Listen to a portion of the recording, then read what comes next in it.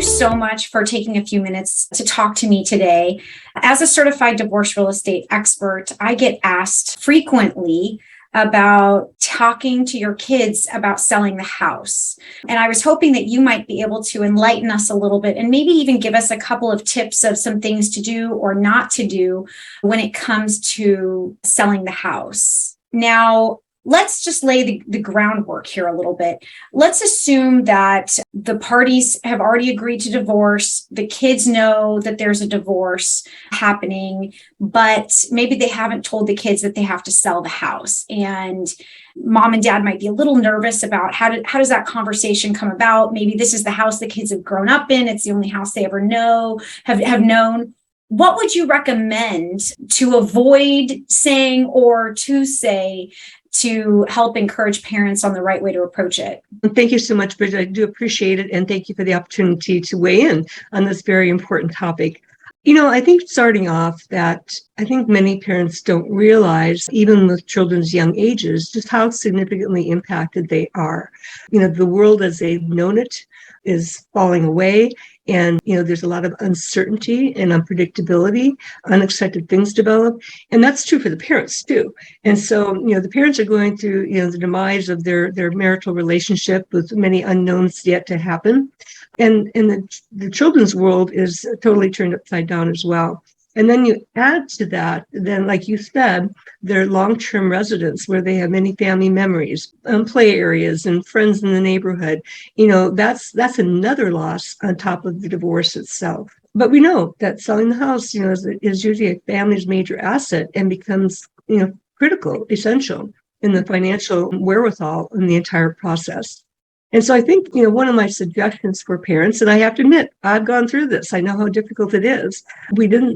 I stayed in the house. I didn't sell the house right away. I did buy out the father. We were there for another 5 years and the recession hit and just couldn't make it happen anymore. And so even, 5 years later, and we had many new memories and new opportunities and remodeled and all this kind of stuff, it was still very difficult for my kids 5 years later to realize the loss of not only, the joint family, but now the family or the home of their childhood memories. And I was saying, my kids are in their 20s and they still, lament, the house in Kensington, even talk about someday I want to buy this back, so the feelings are significant. And I just don't think parents really recognize and realize just how impacted kids are. So it does take a plan. It does need some well thought out strategy. And I would strongly recommend for all the divorce coaches out there, they'll like this plug. I really think that parents should consult with somebody about how to do it, given their circumstances and taking into consideration their children. And so that's one thing. I think that if there's anything that parents really need coaching on is, how do you tell your kids? But then not only about the divorce, but then about the house. So that's one thing. But I can share with you a few tips as far as how parents might structure that. Please do. And this is another part too, is that, here we're divorcing somebody that we've become at odds with. And yet, now we're suggesting you have a joint conversation. And this is where it's really important to put the kids first, and put aside your own differences, your own dislike or hate or whatever those feelings are these days. And realize that this is a sensitive time and matter for the kids. Now, one thing I'll say is that for the kids, it may not come as much of a surprise that the parents have decided to divorce. They see how mom and dad are interacting or not. They see the arguments or fights. They see the less quality time spent together and may even impact the quality time that the parents spend with the children. So they usually have some sense that things are not going well, but they don't know where it is. They don't know how to ask about it. You're not talking about it, So this is where I think some coaching to the parents about even how to voice the topic of divorce becomes important. Now, I'm a strong believer of chunking things down. And so I wouldn't make a whole big presentation out of it from the get-go, but to, sitting down with your children, having prepared some thoughts and strategy, some format for how the parents want to move through this, and to let the children know that mom and dad are facing some challenges. And while they may or may not have tried to work them out, is that we as adults really feel it's in our better interest for us as the mom and dad that we should separate our households.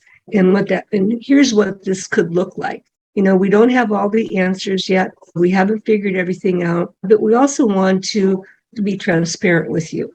And we're sure that you probably can sense that things have not been going well. And so we wanted to let you know once we finally made that decision about what is happening, and that there will be changes made in how we live, where we live, and how our lives move forward. So there's a lot of uncertainty still. And we'll do our best to keep you as informed as possible as we keep moving along, and even to let them know that this could well take 3 months, 6 months, 9 months. We may still be working on this in a year. This is some of the uncertainty we face as your mom and dad. And there's many steps to it. And then, if you've already decided to sell the house, then you could say, there will be some changes in where we all live. Again, we haven't quite figured that all out yet, but just to let you know what might be coming. Or, just leave it at that if you haven't decided to sell the house, to let the children know that this is a process, this is a transition, and things sort of unfold as we go along. And we know that you're probably scared. You're probably, feeling frightened about what's next, what's going to happen. Well, those are things that we're trying to work out. And so we're still in this together. We're still making decisions on how to move forward. And that includes you too. So we're going to want to hear your thoughts and ideas about next steps. And, think about your questions. Maybe you've had other friends that have divorced or whose parents have divorced. Talk to your friends. And there are other services we can make available to you so you have a safe place to go. It may not always feel safe to talk to mom or dad, and we get that. So this is why I say parents need some coaching before they even have that conversation. Yeah, there's a lot to unpack there just in those tips that you gave. So initially, my thought is, based on what you're saying, honesty is the best policy when it comes to your kids and telling them. And what was also interesting is you mentioned that a lot of times the kids probably already sense that things aren't going well, and they may not be as surprised as you think about the divorce aspect. So in some cases, telling them that they're going to be moving and selling the house might end up being a bigger surprise. Mm-hmm. in some cases. That's really fascinating. I never thought about it that way, but it kind of makes sense. I mean, if they've been sensing some tension for a while or something like that. Now, it sounds like, based on what you're saying, if you have to sell the house, it's best to mention it when you're telling the kids that you are separating or going through a divorce. Not necessarily all the details, but just letting them know that we will be both moving to other houses and, working out a schedule or something like that, with as far as making sure you're spending time with both of us, depending on the circumstances and all. Mm-hmm. It sounds like that it's important to have that conversation up front.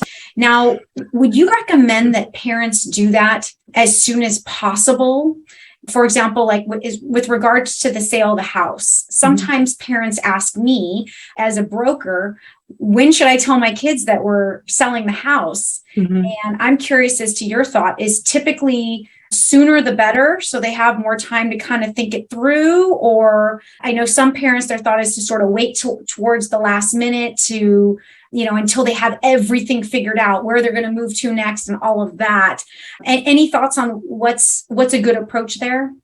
Yeah, I definitely have some ideas and perspectives to share with you. If I may, though, and bring me back to this last set of questions, because I'd like to go back to a couple things that we talked about already, is that, yes, I want people to be honest, but that's not really what I want to emphasize here, because sometimes people can be brutally honest, and they don't know how to be any other way.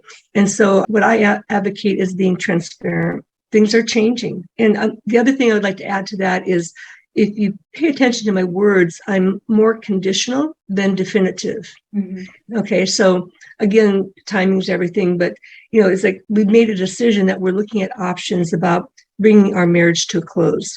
That doesn't affect how we parent you, but how the parenting looks and where the parenting is happening, and roles and responsibilities are changing.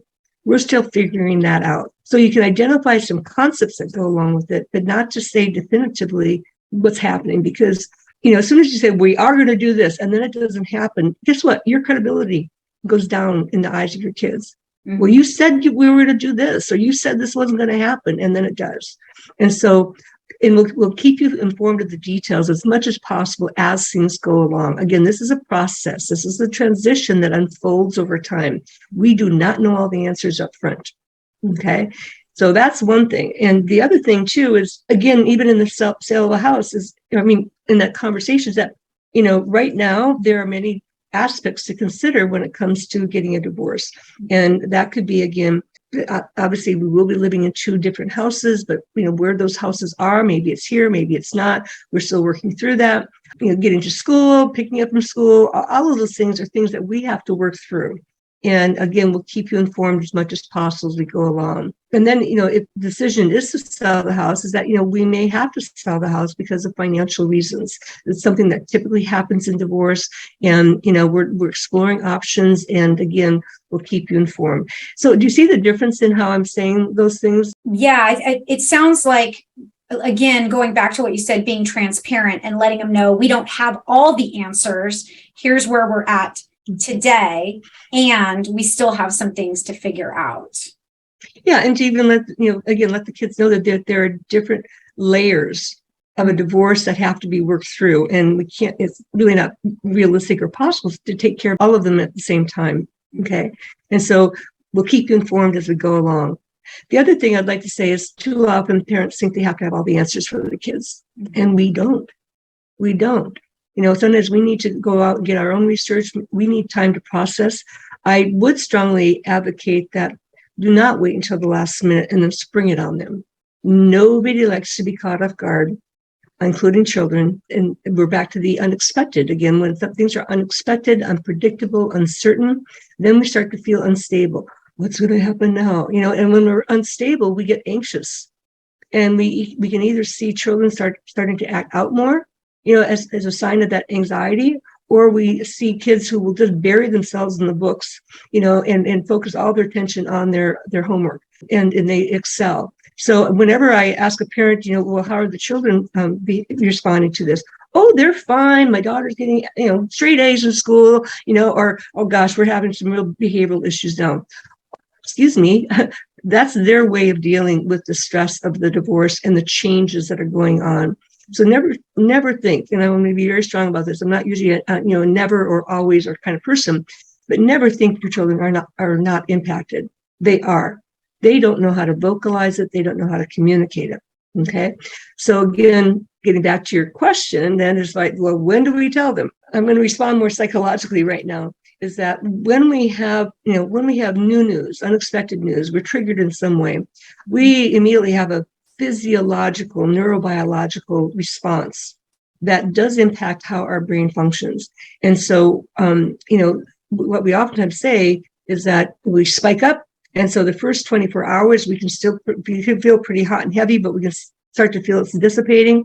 And we now know, from live studies of the brain through the MRI, that it can take our bodies up to as much as 72 hours to recover from that trigger. Wow. Okay. And each day we go by, 1, 2, 3 days, we are less intense than we were when that trigger happened. But we really need that time to process what's going on for me. How am I impacted by this information? Okay, now that I'm in a calmer place of being and I can think more logically and rationally, what next steps do I need to consider? And what plans of action do I need to put into place? And so allow yourself some time on that. Don't just rush into it. Don't just blurt it out. And again, these are your children. They rely on you to take care of them psychologically and physically. And so a last minute, absolutely a no, but again, if you can prepare for that, and it's like, well, one of the options is that we may be selling the house. And so, that's sad because that's our family home. And yet it's also exciting. We can find a brand new place and start building new memories and remember and cherish the memories we had here. So make sure you take photos and maybe, do some activities around the home so that you have something to go back and remember the good times, not the bad times of going through the divorce. And then one of the things I know I and probably others always advocate is that rather than getting hung up on the old traditions of the old house and the way the family used to be structured, is that we're going to make new memories. And we're going to create new traditions and, do things differently. And maybe that might be decorating the house differently at Christmas. There are all kinds of ways that, quite honestly, there are a lot of teachable learning opportunities that we might not otherwise get in an intact family. And so look at how can we move forward? Yes, this is sad, but let's look ahead. I love the way that you sort of turned that into a positive concept. I think that there is a lot of focus on the loss of the previous home, the memories and all of that. But you're absolutely right. I mean, the idea of there is the unknown, and there's an element of fear to that, right? For kids and adults. But also there's the excitement of we're going to make new memories. Our families, our dynamics are changing, but we're going to make new memories, and you're going to make new memories in a home with me, and you're going to make memories in a home with the other parent, and sort of turn it into a positive. I love that. Thank you for sort of circling that back around. I know this is just a really tough topic for a lot of parents who, I think didn't think they would ever be in this situation oftentimes, and sometimes just don't know the way to approach their kids. And sometimes the easiest thing is maybe to avoid it or to put it off. And like you talked about before, it's a fight or flight syndrome. And, I think that it's such a challenge. And thank you so much for giving us this insight. Are there any other things that you think would be important for parents to remember before having, this tough conversation with their kids? Sure. Yeah, there are a couple of things I'd like to share. And thank you for this opportunity. One thing is, just like, we think we know how to deal with our kids. Well, we do to some degree, but, there are a lot of people who specialize in child development. And so just like you're a specialist in real estate, and it makes sense to go to somebody like you who know and understand the process of selling a home in divorce, is to go to a child or parenting specialist, a divorce specialist, particularly, because not a lot of therapists have experience with divorce either. And so they don't know how to coach and support people through that. So getting a divorce specialist would be really key in helping them prepare for this next stage of transition. Okay. Again, I know as I've said with some of my collaborators in the past, it takes a village. It takes a village to raise a child. It takes a village to get through a divorce. And so use your resources wisely, of course, but it doesn't have to be a long drawn out affair. Some initial coaching sessions could be huge in preparing them as well as preparing the children. So that is one thing. And two, again, I know it's really hard because you as parents are emotionally intense and upset about the divorce happening too, and then whatever other factors contributing to the divorce. But it's really important that we sort of check our own emotional intensity, particularly our attitudes towards the other parent. And I see so many divorces of where, what was our intimate relationship, we continue the thoughts and ideas and emotional intensity of that when we really need to learn to disengage from what was the emotional intimate relationship. And then learn. It's a process. It's a transition. Learn to re-engage in the business of parenting. Okay. Wow. Just like you're a professional in the workplace, we need to be professionals in the divorce process and in the dissolution process and in the transition process, because however we engage with one another is going to definitely impact the children. And so divorce in and of itself is not the bad thing. It's how we manage it. Okay, so there are a couple of books I would strongly recommend that parents get their hands on. And one is by Dr. Constance Ahrens, who is a real leader, pioneer in this whole area and was originally from San Diego. Oh. And unfortunately, she passed away not quite a year ago. And I was very fortunate to be able to do a celebration of her life at the Family Mediation Institute for Southern California Mediation Association back in May. And that's where I met you. So, yeah. And so I was very honored to do that. And she wrote two very pivotal books, and based on research. Not just what the parents are saying, but what children said, what step-parents said, et cetera. And so Ahrens is spelled Ahrons. And I have to admit, I'm only remembering one of the books right now, but it's called The Good Divorce. And it talks about how to have a good divorce. Again, it's not the divorce itself, just like conflict. Conflict's not the problem. It's how we manage it or mismanage it that really creates problems for our children. Okay. There's another book that's oftentimes recommended, an older book. It's still very pivotal, but it's called Mom's House, Dad's House. And again, giving you ideas about how to set up two new households and things to go through. So those would be two off the top of my head that I would strongly recommend. And even to go back and read Dr. Ahrens' first book, which I think was released in 1980s or so. And I was fortunate to have met her shortly after I moved to San Diego in early 1990s. And then was also on the collaborative family law practice group with her and had a chance to meet with her. And it was like a living legend right here, And so she was a real loss to our community, but yet still a huge contributor in how we think about divorce and how to get through it positively in a healthy kind of way. Wonderful. I'll have to definitely check out these books.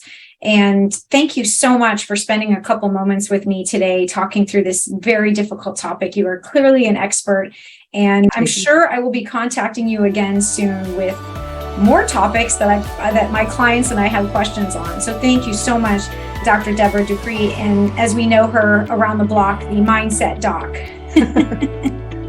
Well, it's all about shifting the mindset, our attitude, our thought process, and our emotional presentation. So how we show up matters. Absolutely. Thank you so much. You're very welcome. Thank you so much, Bridget, for having me here.